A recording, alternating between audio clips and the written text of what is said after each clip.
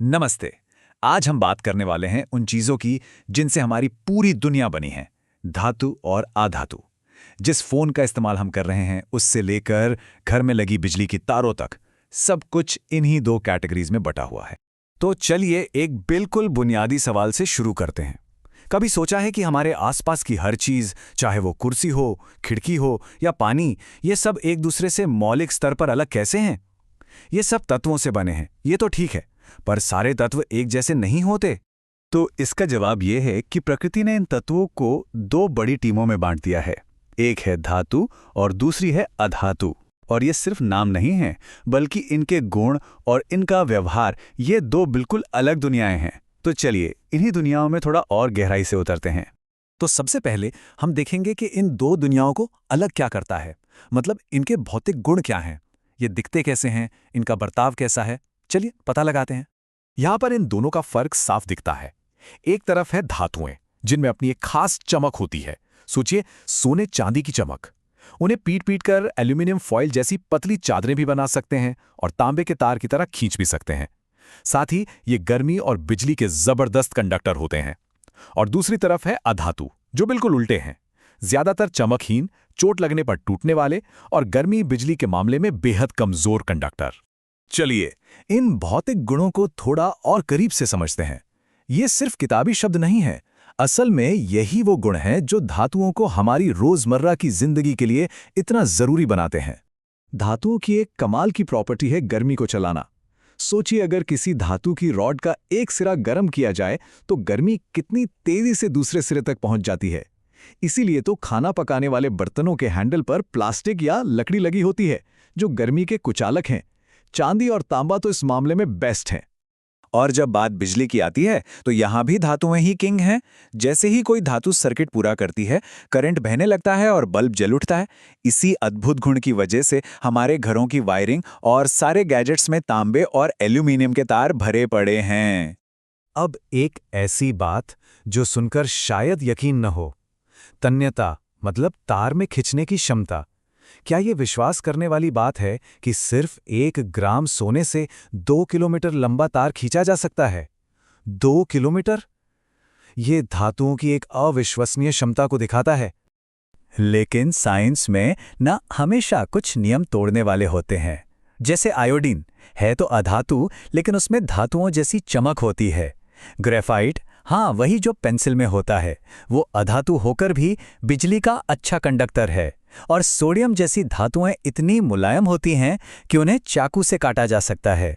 प्रकृति हमें हमेशा हैरान करती है। ठीक है, तो हमने ये तो देख लिया कि ये तत्व क्या करते हैं, लेकिन असली मजा तो ये जानने में है कि वो ऐसा क्यों करते हैं।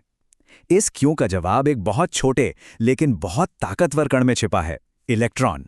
तो चलिए इलेक्ट्रॉनों की इस दुनिया में उतरते हैं। किसी भी परमाणु की कहानी उसके सबसे बाहरी इलेक्ट्रॉन के घेरे से शुरू होती है, जिसे संयोजकता कोश कहते हैं। इसे ऐसे समझिए कि हर तत्व का एक लक्ष्य होता है, अपने इस बाहरी घेरे को पूरी तरह से भर देना ताकि वो स्टेबल हो सके। बस इसी स्थिरता को पाने की चाहत ही सारी केमिकल रिएक्शंस की जड़ है। यहाँ एक शानदार उदाहरण है। सोडियम को देखिए, जो एक धातु है। उसके बाहरी घेरे में सिर्फ 1 इलेक्ट्रॉन है। उसके लिए इसे दे देना ज्यादा आसान है। वहीं क्लोरीन एक अधातु है, जिसके बाहरी घेरे में 7 इलेक्ट्रॉन हैं। उसे अपना घेरा भरने के लिए बस एक और चाहिए।